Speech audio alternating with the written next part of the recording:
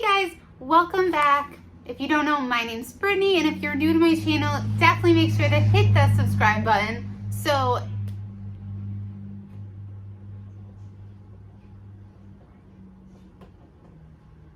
it's neighbors talking. I talk kind of loud when I do these, so might get a little bit of weird looks, but that's okay. But today we are going to be talking about urban legends.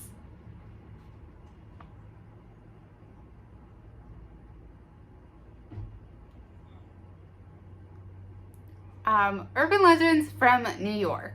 So New York is where I live, where I'm from. So I'm really excited to dive into these. The first one is called Ghost Trains Carry Souls Across Hell Gate Bridge. So Hell Gate Bridge is a vast steel and stone construction that straddles the East River in New York City. It's said that it's haunted by ghostly trains that carry the souls of the dead. Local legend tells that the trains carry the souls of the people who drowned or had their bodies dumped in the river, which is just very disturbing. People who climb the bridge often see strange lights from trains that never actually arrive. So they'll see the lights of a train coming, but the train never gets there. Mafia victims, old Dutch explorers, and suicide victims all sit next to each other in the carriages, sharing one last ride in the afterlife. Or maybe their souls are actually trapped on the train, which is way worse.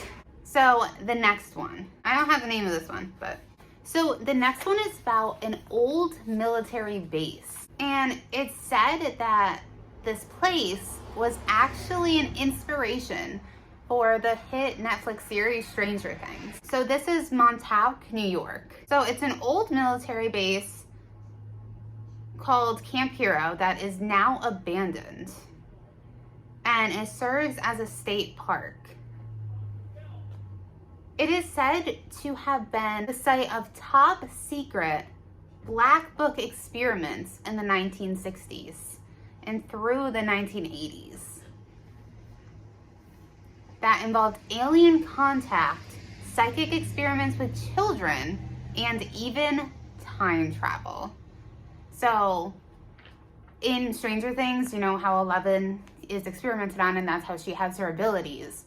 So that's kind of where that falls in. But I'm one of those people that believe that, you know, aliens are here, because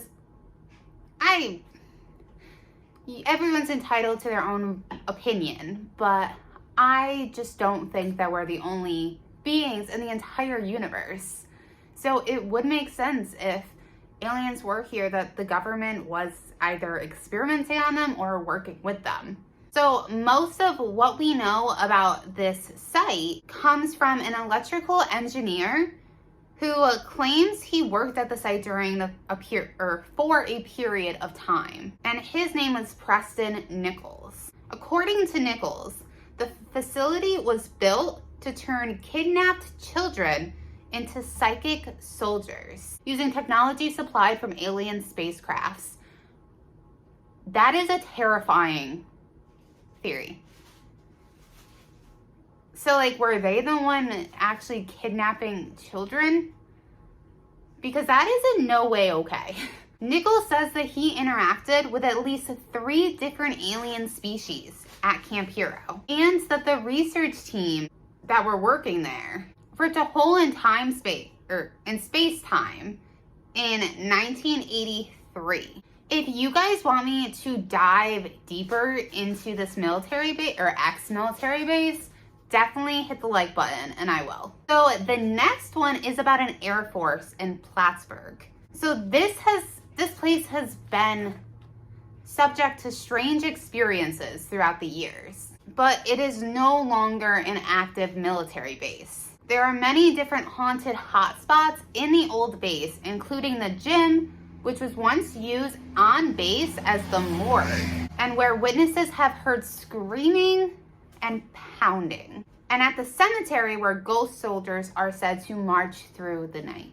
There have also been reports of spirits reenacting battles from the French and Indian War, and a Revolutionary War era ghost who guards the base entrance. So sometimes spirits don't actually know that they're deceased, which is really sad, but so they're kind of trapped in like a time loop. So they will just keep reliving things over and over again and they think that that's reality. They think that they're actually living it, even though they're not.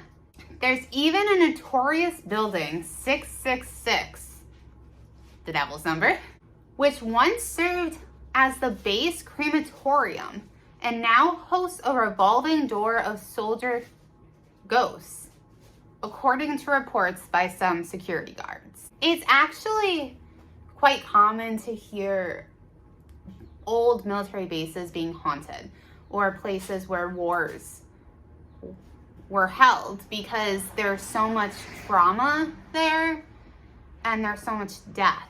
So the next one is about a ghost ship on the Hudson River. So since the days of old New Amsterdam, local people in the Hudson Valley have been reporting of a mysterious ship with no known flags that sails down the river, bringing violent storms in its wake. The ship often moves against the tide and nearly always appears without a crew. A couple hours after the ship goes through the area, a huge thunderstorm comes in. The ship's origins are unclear. Some believe it to be a remnant of the Half Moon, which is the ship that Henry Hudson actually piloted himself on his own journey up the river. Other people, especially Dutch settlers, have believed that it has been summoned by evil fairies to bring ruin and menace over the areas of humans. I mean, the fairies are a very generalized term. So, I mean, there are water spirits that are, fairies, because they're typically, there's a lot of different subspecies of fairies that are in one family. Like the fairy that most people think of when they think of a fairy, the one with the wings, they are in the same category as leprechauns or hobgoblins, even though they look nothing alike. So they would also be in the same category as mermaids. It's just a different type of fairy because fairy is a very broad term. So in this case, it would probably be the old Dutch or people who think that it's fairies. It would be like a water spirit that's conjuring this ship and these storms, which a lot of water spirits do have control over the weather, or it's said that they do. So who knows? So the next one is the White Lady of Rochester. So ladies in white are very common ghost manifestations. This specific lady in white endlessly searches Durand Eastman Park for her missing daughter, and she is accompanied by her 2 spectral dogs. I can't imagine just forever searching for Sebastian. So the most popular version of this story says that the White Lady of Rochester is a ghost of a woman from the early 1800s whose daughter was kidnapped, raped, and murdered by a local farmer. The mother searched the marshy land day and night trying to discover where her daughter was, but she never found her.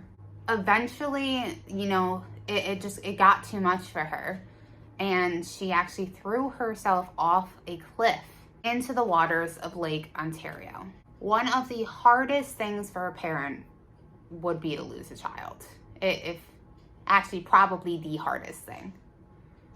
So, and especially, I feel like it makes it so much worse when you don't have an answer, you don't have any sort of closure, you never find them. I can't even imagine, you guys. But now her spirit is stuck wandering because that is her unfinished business. When she jumped, her dogs went after her and ended up joining her. So I've already done a story on Bigfoot, or multiple stories on Bigfoot. So if you haven't seen my Bigfoot video, definitely check that out. But New York is no exception to being a hotspot for Bigfoot activity, which is one of the most classic urban legends that there is. There was even a man who actually encountered Bigfoot twice in a span of just a few years.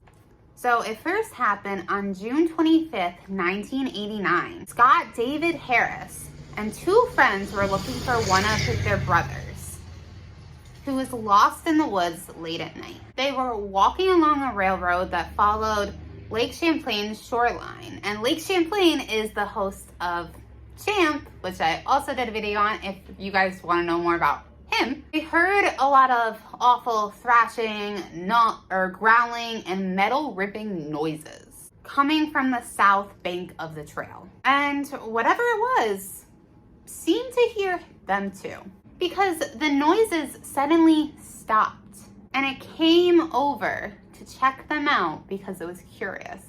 So Harris couldn't get a good look at the creature because it was dark. But as his friends ran off, he stuck around long enough to feel its breath and realize it was pretty big. When he ran, it chased him and only stopped its pursuit when Harris and his friends broke out of the woods and onto the nearby road. So, like, obviously it didn't really want to be seen, and I'm curious because there's a lot of encounters with Bigfoot that are, like, terrifying. And, you know, people hear Bigfoot and it's kind of almost a joke because of how popular this urban legend is. But they're not supposed to be these, like, cute, friendly creatures that you encounter. They're supposed to be terrifying, and I wonder what their intentions actually are. So Bigfoot wasn't done with Harris yet, and I'm sorry for all the traffic, you guys. Usually this road isn't that busy, but apparently today it is. So a few years later, in 1993, Harris was parked on a trail near Westport, New York, with another friend, and they were waiting for a party to start, when he saw a huge, black, hairy creature coming out of the woods and reaching for the car's rear door. Harris alerted his friends, who immediately drove away. And Harris saw the creature rear up in the car's lights with its glowing eyes. But, oh my gosh, imagine if, like, Bigfoot just jumped in your car. It just took a casual car ride with you. That would be really cool, I think, anyways. There was actually a bear recently, not that far from here, and I really wanted to go see it, but it was probably gone, so. I want to see a bear, and I want to see a moose. We've seen foxes, we've seen coyotes, we've seen, like, different animals like that, but I really want to see a bear and a moose. Like, in the wild. Not even so much, like, even if they, like, wandered into the backyard. I just want to see them. But anyways, you guys, those are all of the urban legends that I have for you today. If you want me to dive into any more, like more in-depth diving into it, definitely hit the like button. Tell me which one interests you the most in the comments down below. And if you have not subscribed yet, then make sure you hit that subscribe button. Until next time, I love you guys so much, and I hope that you have an amazing rest of your day. Until next time, bye guys.